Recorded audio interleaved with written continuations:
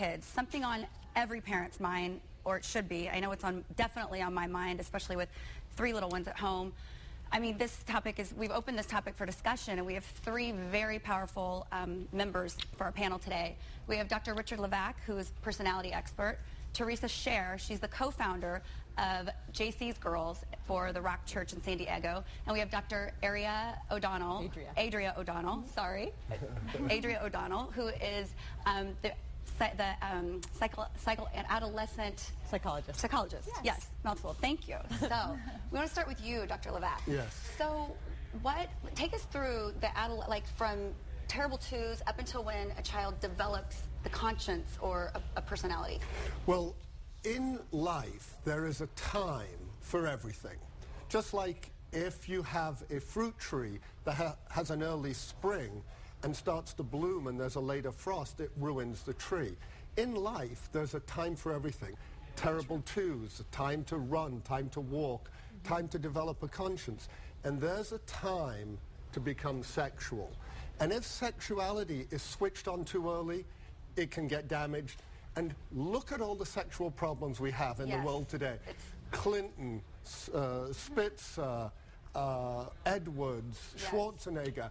Why do we have all these sexual problems? Because sexual parenting is not done as well as it can be. Dr. O'Donnell, is there a difference between men, like boys and girls? Absolutely. Does it happen at different stages for them? Absolutely. And what I find is that girls are being exposed a little bit earlier. Boys are too, but in a different way. You know, when you were a boy years ago and you were curious about sexuality, you had to go find it. You had to go find that National Geographic at the back of the library. You know, with the woman, with the African-American starving woman, and then just to see a picture of a woman's anatomy. But girls, it's different, and now it's just a click away on their phone, and they're bombarded with wear this, look cute for this, and their clothes are lower, and the underwear is higher. And so the sexuality and the sexualization of children is just happening, and it's more overt for girls. And I kind of picture it like this, like when I was reading about all of you and your backgrounds, and I'm kind of like, you know, if you introduce beer to a child and put a 5-year-old with a bottle of beer in front of them, they're going to acquire that taste at 5 years old. You need when they can't handle it. When they can't handle it, they're not ready yet. So that's the image that came in my mind. And we have Teresa here. Now, you came from the background of stripping, and now you are actually going in and handing young ladies Bibles and trying to pull them from that industry. So how did you land in that industry? Well, I grew up in a very dysfunctional home, you know, alcoholic father, and, you know, I was molested as a child. So that kind of like frosted my tree, so to speak. You know, you know, it kind of sexualized me at a very young age, and instead of being a victim, I decided to, you know, take control over, you know, my circumstances and use my sexuality to make a ton of money. And in the world said it was glamorous and it was okay. So, but then you found yourself still yearning or still not fulfilled, and you had all the money you could possibly need or desire, going jet-setting fabulous places, and then you were still empty. So that's what brought you to the Lord. Or absolutely. So when I was reading your story, that's what your story my said. soul was being depleted while my, you know, worldly desires were being fulfilled. I mean, I had so much money and everything that I had the American dream on the outside, but I was so empty inside. And having that kind of childhood, not having a healthy childhood, robs you of your sexuality later in life. So along those lines, it's definitely the parents. Like the parents are who. Now, how early is too early to start talking to your children about this, or when is the right age? It's never too early. If your child is asking a question, they need an answer. What we do is they ask a question where babies come from, and we get nervous and think, I'm not ready. So we say, well, when a man loves a woman, they're not asking for all that. They just, you answer the question. So what is the correct answer for that? Help us. It depends. It depends on their age. Where do babies come from? Well, they grow inside of mommy's. They grow inside of mommy's belly. If your child's done there, they're done. If they don't ask anything else, leave it. Leave it.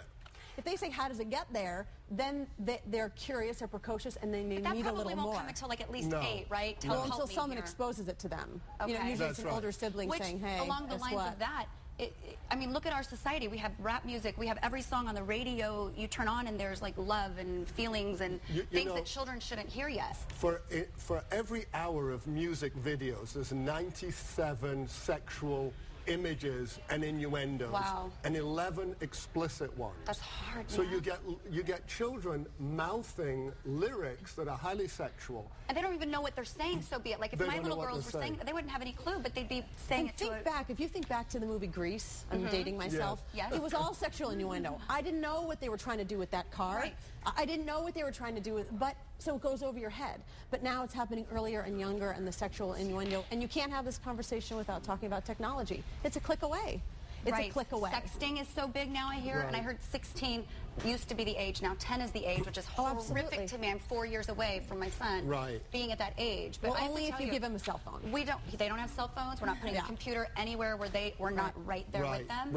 And we even ex-nayed SpongeBob from our home because he was saying words like hate and bad things and idiot. And it's a cartoon, so you think that's fine. There's nothing wrong with that. Now, you can sexualize a child in very subtle ways. If a dad is accusing a girl of being sexual when she's not, or if a dad is looking at women in a sexual way when his daughter's around, that can affect the child, do you think? Yeah, absolutely. So what's your advice then?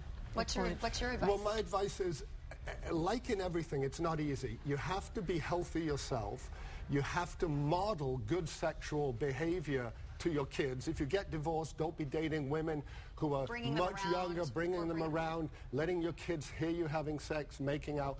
Don't have highly sexual things on the TV and monitor what they're doing. Right, and you can actually put stops on like what websites your children can go to and what shows they can see on your television, and it's things parents should think about. I mean, this has brought awareness to me. Yeah, go ahead. Were you going to say something, Teresa? I mean, you can protect them, but you can't shelter them from everything, and sometimes, when they're exposed to it, you just gotta keep it real, explain to them your values on the situation, and let them know, like, those are the ways of the world, and there's a better way. That's a really good point. That's a good point. Don't shun them.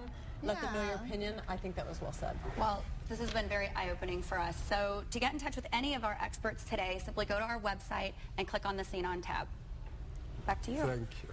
Thanks for coming. All right. Thank you, Alexis. Appreciate it. Well, still ahead, how much Bank of America wants